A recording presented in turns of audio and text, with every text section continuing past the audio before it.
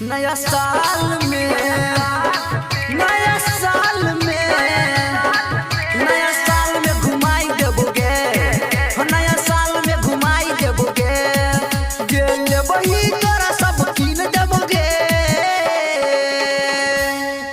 नया साल में नया साल में नया साल में घुमाई देबोगे, नया साल में घुमाई देबोगे, नया साल में घुमाई देबोगे, नया साल में घुमाई देबोगे।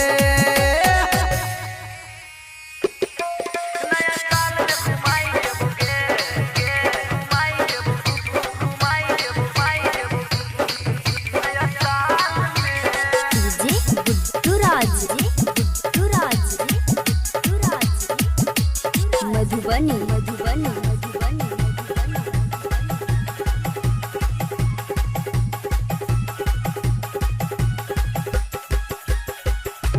हाँ, फिल्म तोरा देखे बोगे हॉल में, शॉपिंग तोरा करे बोगे मॉल में।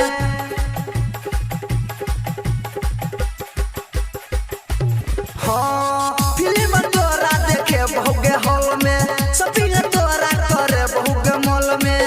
वीवो के मोबाइल तोरा किन देबोगे। नया साल में नया साल में नया साल में घुमाई देबोगे, नया साल में घुमाई देबोगे, नया साल में घुमाई देबोगे, नया साल में घुमाई देबोगे।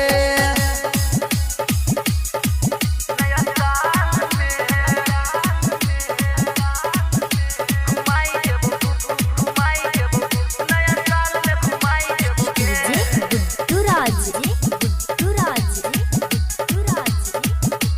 मधुबनी मधुबनी। माँ म्यूजिक रिकॉर्डिंग स्टूडियो लदनिया।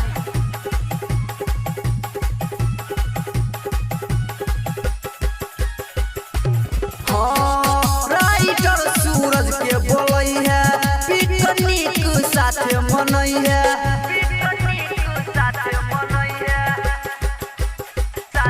हाँ, राइटर सूरज के बोलई है, पिकनिक साथे मनई है। गायक लक्ष्मी से फोटो खिंचाई देबोगे। नया साल में नया साल में नया साल में घुमाई देबोगे, नया साल में घुमाई देबोगे, गेल वही तोरा सब कीन देबोगे।